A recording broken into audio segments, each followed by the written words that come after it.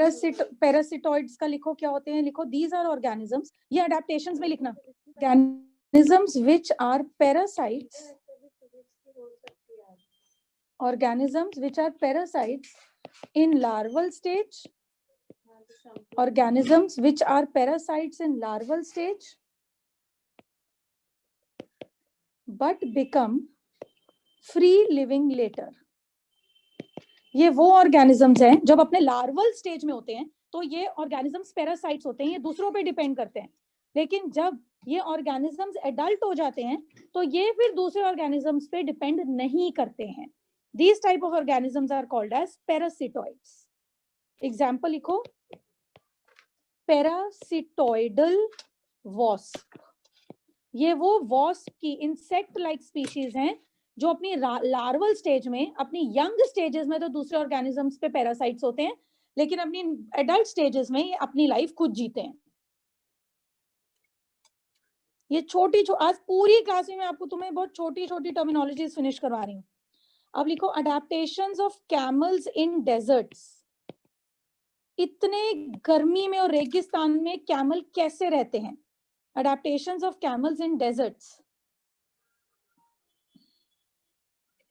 इन camels की back पर hump होता है, कैमल्स की बैक पर हम्प होता है, और कहीं कैमल्स की बैक पर तो 2 हम्प होते हैं.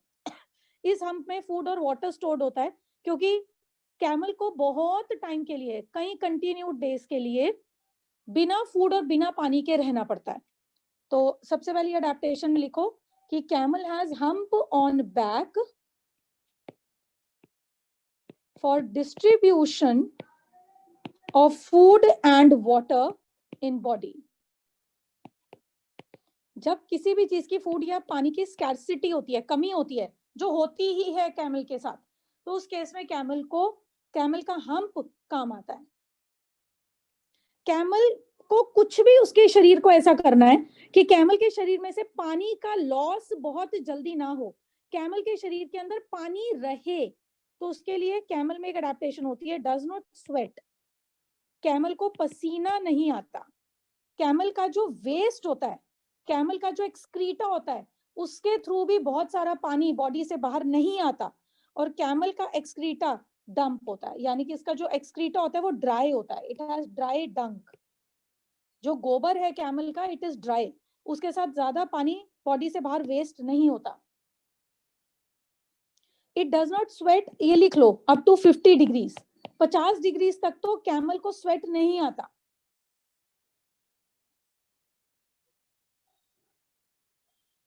और जब बहुत ज्यादा आंधी उड़ रही होती है, जब बहुत ज्यादा आंधी चल रही होती है, मिट्टी उड़ रही होती है रेगिस्तान में, तो कैमल अपने नॉस्ट्रिल के साइज को रिड्यूस कर सकता है ताकि उसके नाक में ज्यादा मिट्टी एंटर ना करे. Nostril size reduced in dry Sandy environment. In dry Sandy environment. Ecosystem कर लेते हैं आज, ये थोड़ा सा रिटर्न वाला है. Let us do ecosystem. Okay, अब हमारा अगला मेजर टॉपिक है, which is a proper sub topic in this chapter, that is ecosystem. Let us go on for ecosystem. ecosystem क्या है? सिस्टम का मतलब है मैं रह रही हूं एक एनवायरनमेंट में, और मैं अपने एनवायरनमेंट पे बेटा बहुत डिपेंड कर रही हूँ. मैं हवा पे डिपेंड कर रही हूँ, मैं पानी पे डिपेंड कर रही हूँ, मैं सनलाइट के होने ना होने पे डिपेंड कर रही हूँ. मेरे लिए मेरी बहुत डिपेंडेंसी टेम्परेचर पर भी है. गर्मियों और सर्दियों के हिसाब से मेरी लाइफ में चेंजेस आते हैं.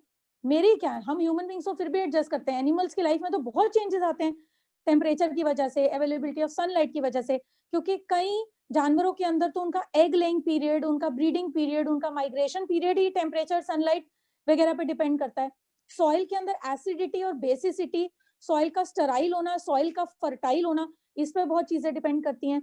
मैं अपने मौसम पे डिपेंड करती हूँ, अपने आसपास के एनवायरनमेंट पे इस हिसाब से भी डिपेंड करती हूँ कि मैं कितने ऑल्टीट्यूड पर हूँ, क्या मैं प्लेन्स पर हूँ या मैं किसी हाइट पर हूँ. मैं अपने एनवायरनमेंट पे डिपेंड करती हूँ पानी कितना अवेलेबल है, पानी में सैलिनिटी यानी कि नमकीनपन कितना है, या फ्रेश वाटर कितना है मेरे आसपास. तो मैं एज एन ऑर्गेनिज्म जब जिंदा रहने के लिए अपने आसपास के फिजिकल एनवायरनमेंट पे डिपेंड करती हूँ, वो पूरा का पूरा एक सिस्टम, मेरा और मेरे मौसम का, मेरा और मेरे एनवायरनमेंट का, वो एक प्रॉपर सिस्टम बनता है जिसको इकोसिस्टम कहते हैं। और इकोसिस्टम अपने आप में एक सेल्फ सस्टेन्ड सिस्टम है। जैसे एक मछलियों का इक्वेरियम, वो अपने आप में एक प्रॉपर इकोसिस्टम है। वहां पर मछलियों को ऑक्सीजन भी मिल रही है, पानी भी मिल रहा है, और वो पानी पे भी डिपेंड कर रही है अपने आसपास के, और पानी में घुली ऑक्सीजन पर भी डिपेंड कर रही है। तो इकोसिस्टम्स कई टाइप के होते हैं जिसको अब हम आज के इस टॉपिक में पढ़ेंगे। पहले इकोसिस्टम की प्रॉपर डिफाइन लिखिए। It is a self regulated and self sustaining, it is a self-regulated and self-sustaining structural and functional unit of nature consisting of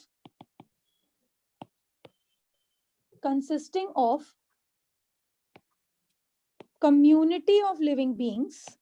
एक इकोसिस्टम में जिंदा ऑर्गेनिजम्स भी होते हैं, और वो जिस एनवायरनमेंट में रह रहे हैं वो भी होता है कम्युनिटी। और हम अगर एनवायरनमेंट में रह रहे हैं तो मैं सिर्फ फिजिकल एनवायरनमेंट पे डिपेंड नहीं कर रही, मैं अपने इकोसिस्टम में दूसरे जीव जंतुओं पे भी डिपेंड कर रही हूँ।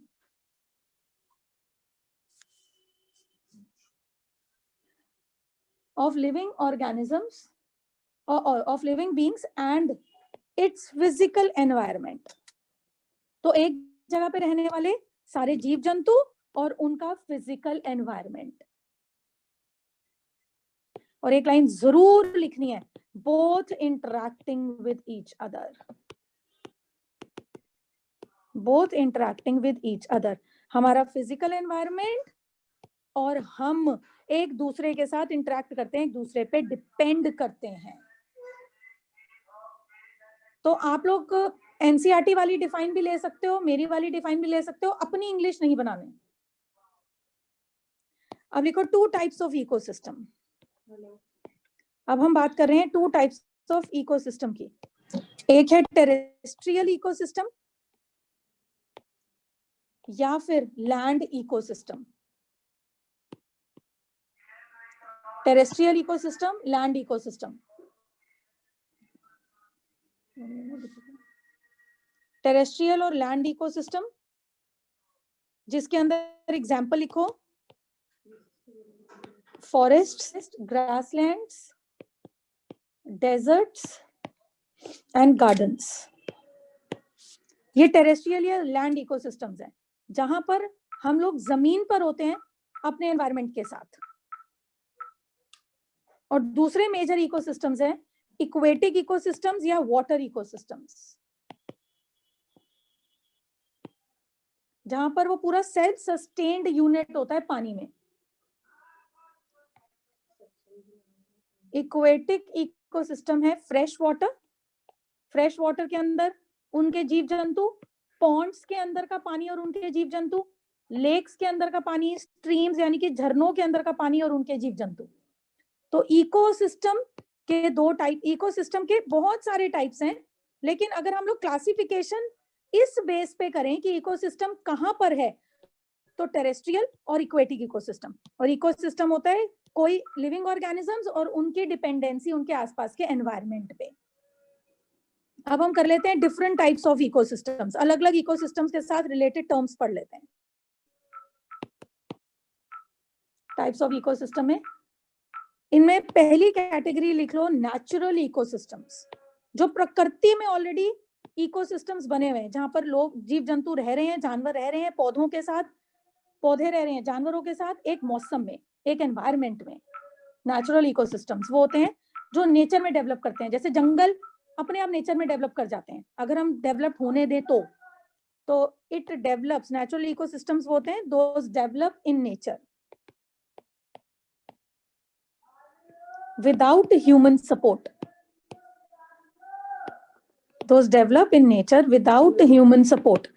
नेचुरल इकोसिस्टम्स होते हैं जो ह्यूमन सपोर्ट के बिना नेचर में डेवलप कर लेते हैं।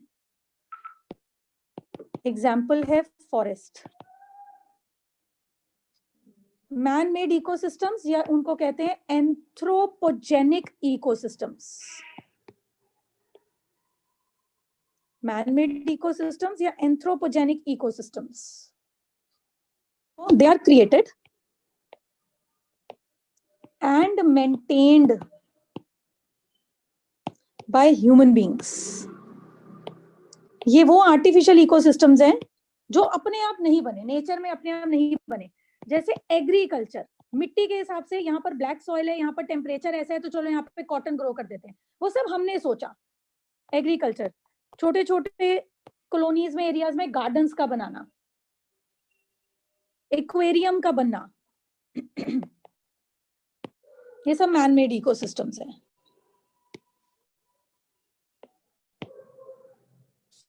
दूसरे लिखो माइक्रो इकोसिस्टम्स. कि माइक्रो इकोसिस्टम्स छोटे साइज के इकोसिस्टम्स, स्मॉल इकोसिस्टम्स. बहुत प्रॉपर डेफिनेशंस नहीं है इनकी. माइक्रो इकोसिस्टम्स होते हैं जो बहुत छोटे साइज के इकोसिस्टम्स होते हैं, जैसे कि पॉन्ड्स, तालाब, छोटा सा तालाब जिसमें इक्वेटिक ऑर्गेनिजम्स हैं, इक्वेटिक प्लांट्स हैं, पानी है, पानी में घुली हुई ऑक्सीजन है और बाहर से आने वाली सनलाइट है और लाइटनिंग से मिलने वाली एनर्जी है. तो micro ecosystem. Then we have nano ecosystems. Nano ecosystem बहुत ही छोटे साइज के ecosystems. Nano ecosystems, very small ecosystems, very ही स्मॉल. जैसे एक छोटा सा लक्कड़ का पीस, लॉग ऑफ वुड, बहुत ही छोटा सा लक्कड़ का पीस और उस पर लगी हुई शायद दीमक. Then we have mega ecosystems. Mega ecosystems, बड़े बड़े ecosystems, very huge and large ecosystems, जैसे oceans.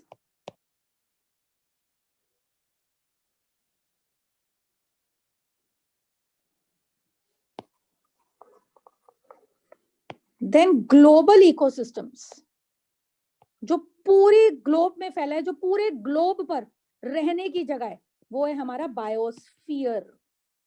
जहां जहां पे हम रह सकते हैं, जो जो जगह लाइफ को अलाउ करती है, बायोस्फीयर. जिसमें जमीन भी आती है, लिथोस्फीयर, पानी आता है, हाइड्रोस्फीयर, और क्या आता है, हवा आती है, एटमॉस्फेयर.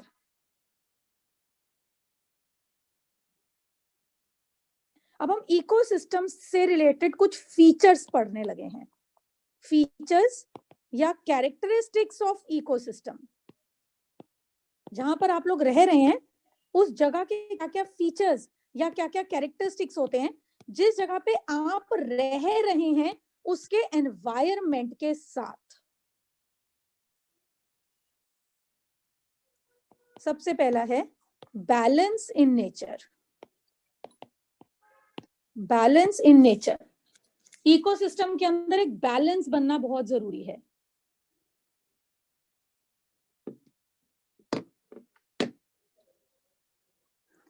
बैलेंस लिखो, होमियोस्टेसिस. होमियोस्टेसिस ये एक स्टेबल स्टेट होती है, एक इक्विलिब्रियम की स्टेट होती है सारे के सारे इकोसिस्टम के कंपोनेंट्स में. और ये इक्विलिब्रियम मेंटेन होता है कि हमारे एनवायरनमेंट की कैरिंग कैपेसिटी कितनी है. कैरिंग कैपेसिटी मतलब कि हमारा एनवायरनमेंट कितने सारे लोगों को बर्दाश्त कर सकता है. उस एनवायरनमेंट में जो पानी है उससे कितने सारे लोग अपनी नीड्स को सेटिस्फाई कर सकते हैं. तो अगर हम लोग कैरिंग कैपेसिटी से ज्यादा हो जाते हैं फिर हमें कोई दूसरी जगह ढूंढनी पड़ती है. तो इसके बारे में लिखो, फिर मैं आपको बताती हूँ. it is stable state of equilibrium. It is stable state of equilibrium among various components of ecosystem. It is stable state of equilibrium among various components of ecosystem. और इस बैलेंस को कैसे कंट्रोल करा जाता है? आपके इकोसिस्टम में जहां आप रह रहे हो वहां पे एनवायरनमेंट, प्रकृति और जीव जंतु बैलेंस को कंट्रोल कैसे करते हैं? बैलेंस मेंटेन कैसे होता है? बैलेंस इज कंट्रोल्ड बाय, कौन से फैक्टर्स होते हैं कि जो एनवायरनमेंट में बैलेंस को कंट्रोल करते हैं? सबसे पहले है कैरिंग कैपेसिटी ऑफ एनवायरनमेंट, हमारे एनवायरनमेंट की कैरिंग कैपेसिटी, कि जो हमारा एनवायरनमेंट है वो कितने जीव जंतुओं को रख सकता है। फिर है कैपेसिटी ऑफ इकोसिस्टम, ये बहुत अच्छा पॉइंट है, capacity of ecosystem for recycling wastes, for recycling wastes. हमारे एनवायरनमेंट में, हमारे इकोसिस्टम में, हमारी मिट्टी में, हमारी हवा में कितनी क्षमता है कि वो रिसाइकलिंग ऑफ न्यूट्रिएंट्स हो सके। अगर एक पत्थर टूट रहा है तो उसके फास्फोरस की रिसाइकलिंग कितनी हो पा रही है, नाइट्रोजन फिक्सेशन कितनी हो पा रही है।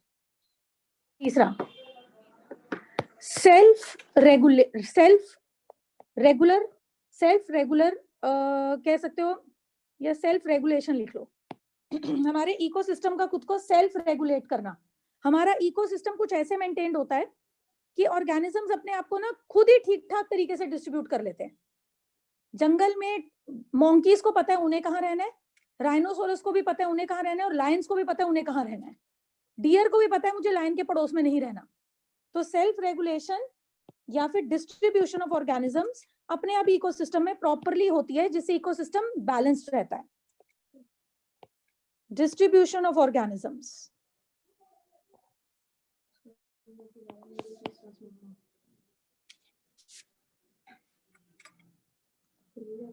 अगला है fourth factor, positive and negative feedback system.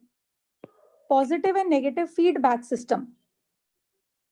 Positive and negative feedback system का मतलब है कि अगर एक जगह पे बहुत सारे पौधे हो जाएंगे, अनकंट्रोल्ड पौधे उगते ही जाएंगे, तो वहां पर उन्हें खाने के लिए कीड़े भी बहुत हो जाएंगे।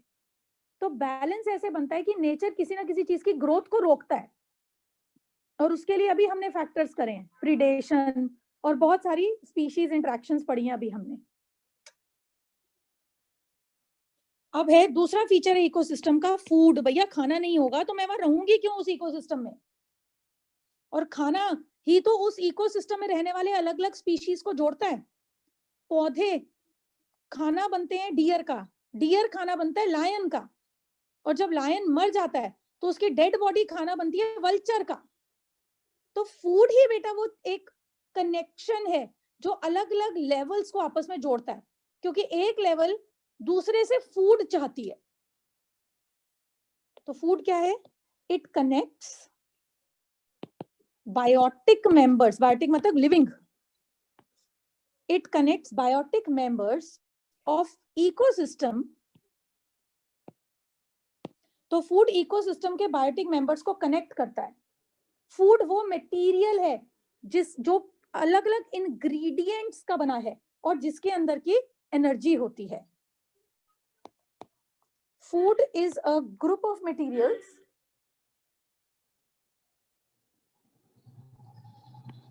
food is a group of materials that contain energy. obviously food हमारी बॉडी में जाकर या किसी भी ऑर्गेनिज्म की बॉडी में उसको एनर्जी देता है, that contains energy। और फूड के अंदर वो इंग्रेडिएंट्स होते हैं, and ingredients which are essential for body building and growth, which are essential for body building and growth।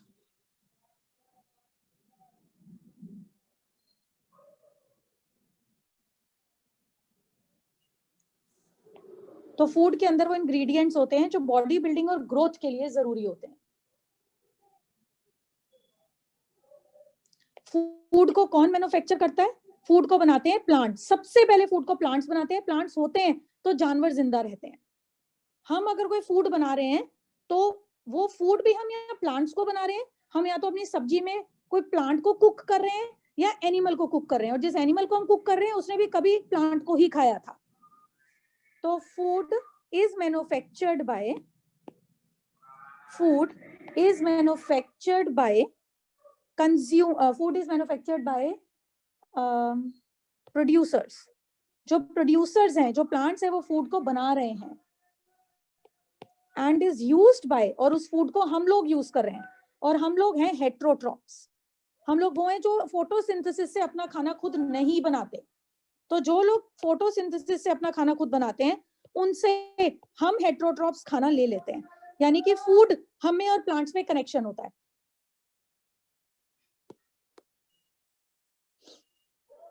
अब हेट्रोट्रॉप्स की बात हो रही है, तो हेट्रोट्रॉप्स वो होते हैं जो ऑटोट्रॉप्स नहीं होते, जो अपना खाना फोटोसिंथेसिस से खुद नहीं बनाते। ये होते हैं कंज्यूमर्स और ये होते हैं decomposers. These are consumers and decomposers.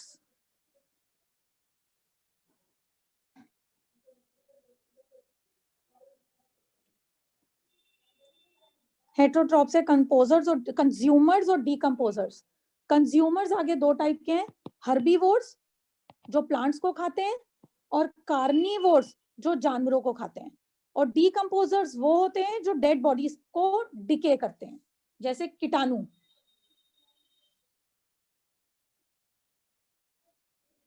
लेकिन फिलहाल जो मेन फीचर है हमारी इकोसिस्टम का, वो है producers. Third feature producers, plants.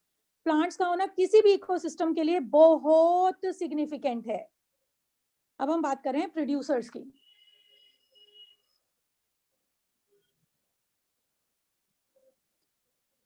लिखो, प्रोड्यूसर्स वो प्लांट्स होते हैं जो ग्रीन क्लोरोफिल की मदद से और सनलाइट की मदद से अपना खाना खुद बनाते हैं। हम सनलाइट की मदद से, हमारी बॉडी में खाना खुद ब खुद नहीं बनता, हमें उसका इनटेक करना पड़ता है।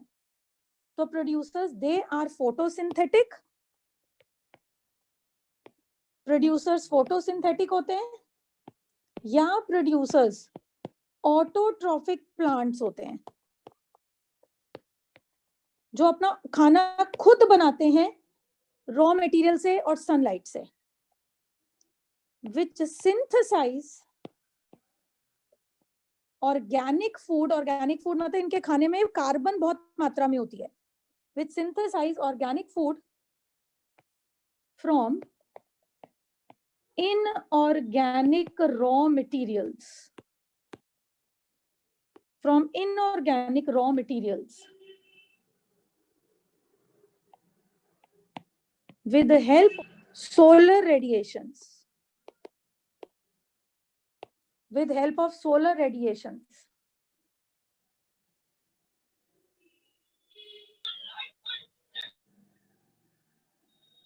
इन प्रोड्यूसर्स को, इन प्लांट्स को ट्रांसड्यूसर्स भी कहते हैं।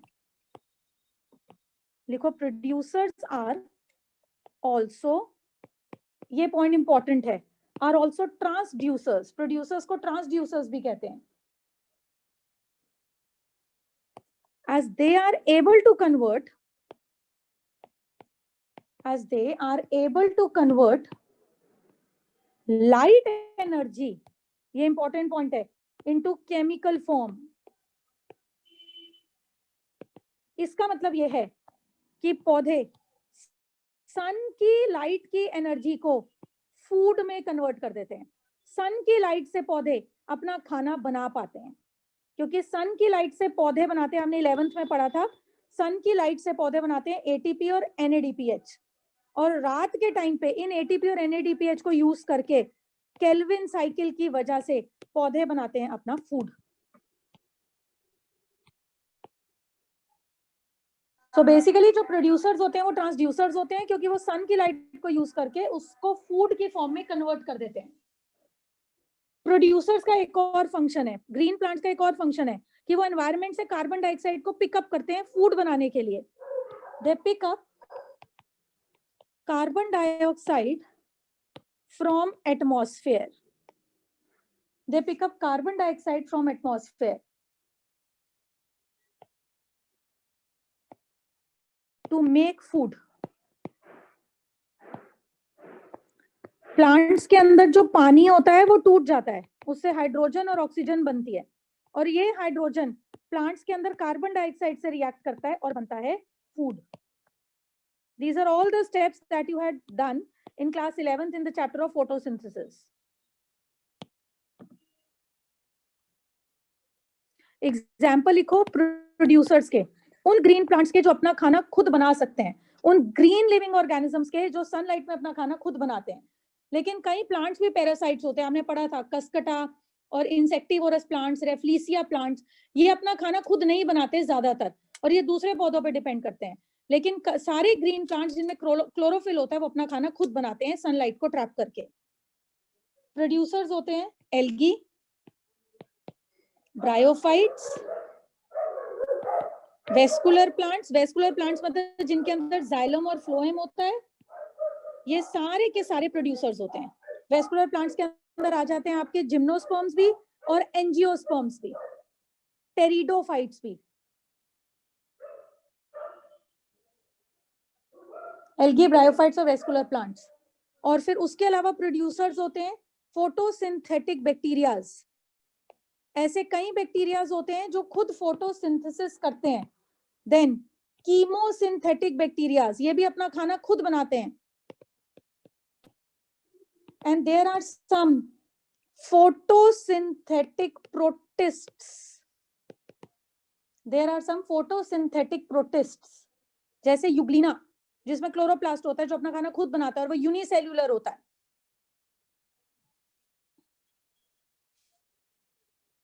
और इकोसिस्टम का दूसरा स्टेप होते हैं, दूसरा पीढ़ी होते हैं कंज्यूमर्स, जो इन प्लांट्स को खाते हैं।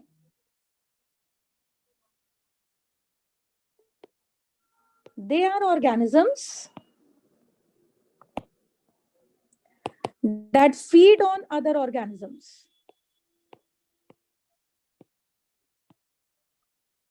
They are organisms that feed on other organisms. ये वो ऑर्गेनिजम्स हैं जो दूसरे ऑर्गेनिजम्स पे डिपेंड करते हैं। कंज्यूमर्स वो हैं जो दूसरे ऑर्गेनिजम्स पे डिपेंड करते हैं। They feed on other organisms or they feed on plants. और ये जो कंज्यूमर्स होते हैं, दे आर फेगोट्रॉप्स। कंज्यूमर्स को हम लोग फेगोट्रॉप्स भी बोलते हैं। क्यों बोलते हैं? क्योंकि ये खाना खाते हैं, ये फूड को अपने अंदर लेते हैं। They take in the food. Plants food को खाते नहीं है कहीं बाहर से, उनके अंदर खुद सिंथेसाइज होता है। तो फेगोट्रॉप्स होते हैं, दे इंजेस्ट देयर फूड।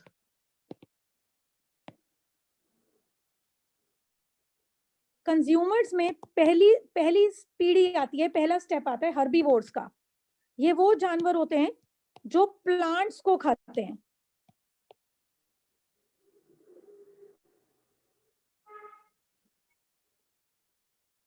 लिखो, दे ऑब्टेन फूड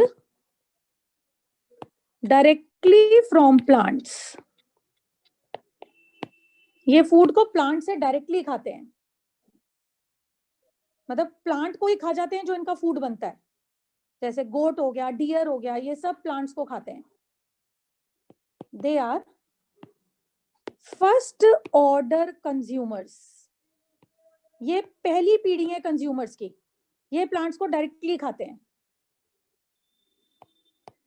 और दूसरे हैं कार्निवोर्स। कार्निवोर्स होते हैं जो हर्बीवोर्स को खाते हैं। तो कार्निवोर्स को हम लोग कह सकते हैं, carnivores are called as second order consumers. Carnivores are second order consumers. Carnivores होते हैं जो सेकंड ऑर्डर कंज्यूमर्स होते हैं।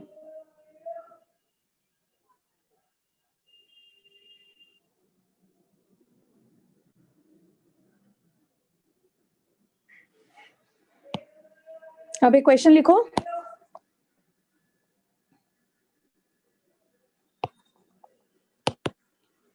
Give example of herbivores of terrestrial ecosystem.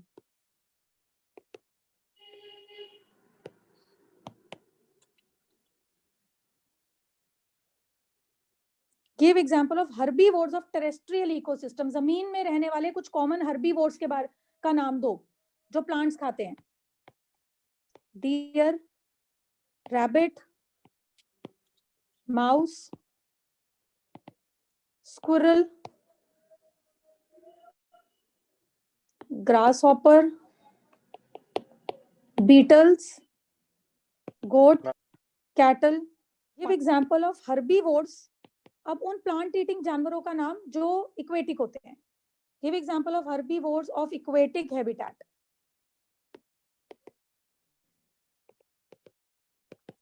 Give example of herbivores of aquatic habitat.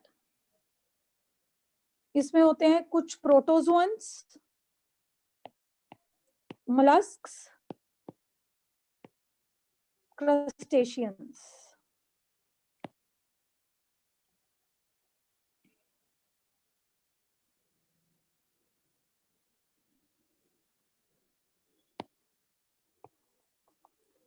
Give example of second order carnivores. Second order carnivores. Give example of second order carnivores. जो थोड़ा सा food chain में बाद में आते हैं. Frog, centipedes, birds, और फिर लिखो फॉक्स, स्नेक्स, और जो और बाद में आते हैं, मतलब जो सेकेंड ऑर्डर कार्निवोर्स को भी खा जाते हैं. Example of third order carnivores. तुम कंज्यूमर्स भी लिख सकते हो इसमें.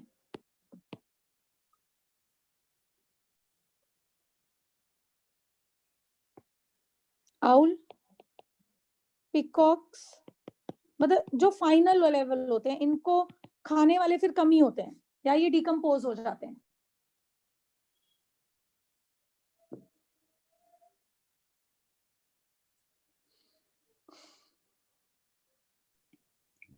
अब अगला फीचर है हमारे इकोसिस्टम का कि हमारे इकोसिस्टम में बहुत सारे डिकम्पोजर्स भी हैं जो डेड बॉडीज को और डेड प्लांट्स को और डेड एनिमल्स को डिके कर देते हैं, उनको मिट्टी में मिला देते हैं उनकी बॉडीज को. इसीलिए decomposers are also called as reducers. Decomposers को हम लोग रिड्यूसर्स भी बुलाते हैं. डिकम्पोजर्स में मशरूम जैसे सेप्रोफाइट्स भी आते हैं जो अपनी बॉडी के अंदर से डाइजेस्टिव जूसेस सिक्रीट करते हैं और आसपास के खाने को एब्जॉर्ब कर लेते हैं. They can be saprophytes that feed on dead matter. ये सेप्रोफाइट्स क्या करते हैं? डाइजेस्टिव जूसेस को सिक्रीट करते हैं और अपने आसपास के मैटर को डिके करते हैं और उसको फिर एब्जॉर्ब कर लेते हैं. They secrete digestive enzymes. They secrete digestive enzymes and digest. ये अपने आसपास जितना भी ऑर्गेनिक मैटर है उसको डाइजेस्ट करते हैं. इंजाइम्स को अपने शरीर के बाहर थ्रो करते हैं और ऑर्गेनिक मैटर को डाइजेस्ट करते हैं. और जब वो ऑर्गेनिक मैटर थोड़ा सा डिकेड फॉर्म में आ जाता है, सेमी लिक्विड फॉर्म में आ जाते हैं, उसको एब्जॉर्ब कर लेते हैं and digest organic matter externally.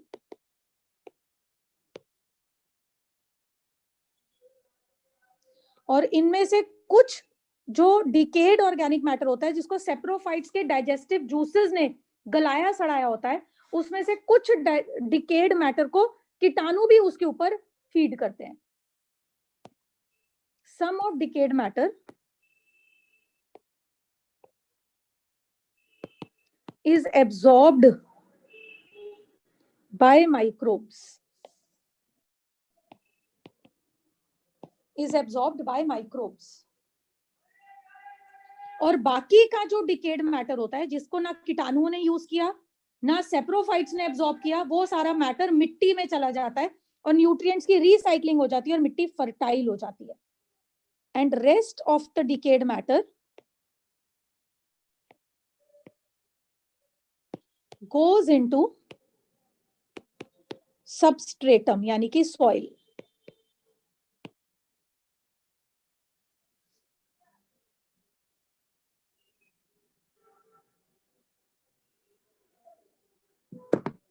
अगले इकोसिस्टम के और भी कंपोनेंट्स होते हैं. Those are डेट्रीवोर्स.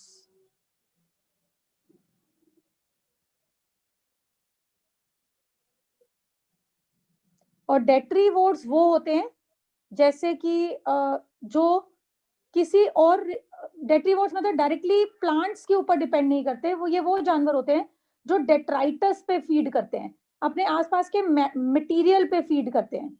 कई सारे इनवर्टिब्रेट्स डेट्रीवोर्स होते हैं, वो डेट्राइटस को कंज्यूम करते हैं। मैं आपको बताती हूँ इसका। अगला फीचर लिखो इकोसिस्टम का, डेट्रीवोर्स। ये एनिमल्स होते हैं, दे आर एनिमल्स। जैसे अर्थवॉर्म्स को मिट्टी में से कुछ मिल जाता है, they are animals that feed on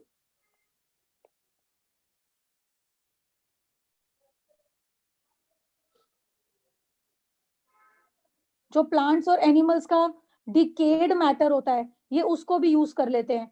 अगर किसी का कोई काउ डंक होता है, कोई गोबर होता है, जब वो डिके हो रहा होता है, ये उसको यूज कर लेते हैं।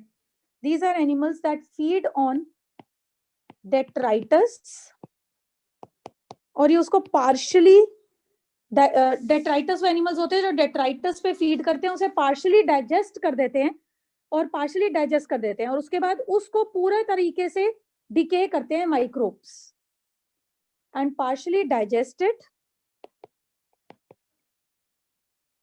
which is then acted upon by decomposers, which is then acted upon by decomposers.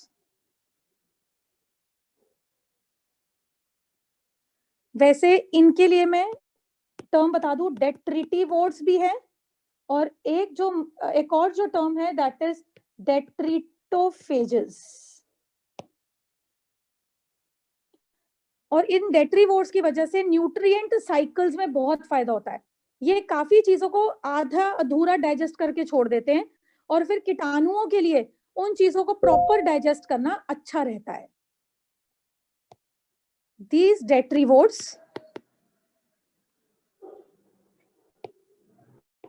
contribute in decomposition, क्योंकि कीटाणुओं के लिए काम इजी हो जाता है, and nutrient cycles.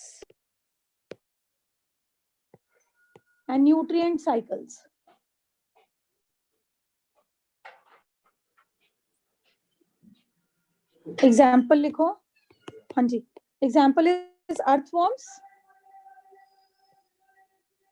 and some species of butterflies.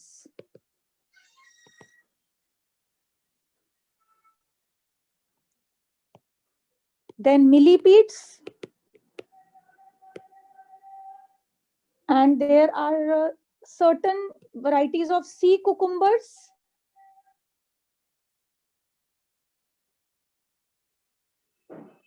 and wood lice, दीमक। दीमक की एक वैरायटी होती है।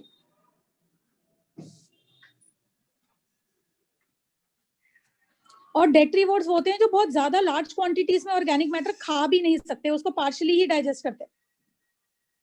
स्कैवेंजर्स वो बर्ड्स होती हैं जैसे वल्चर और ईगल, चील वगैरह, जो काफी लार्ज क्वांटिटी में ऑर्गेनिक मैटर को खा जाती हैं।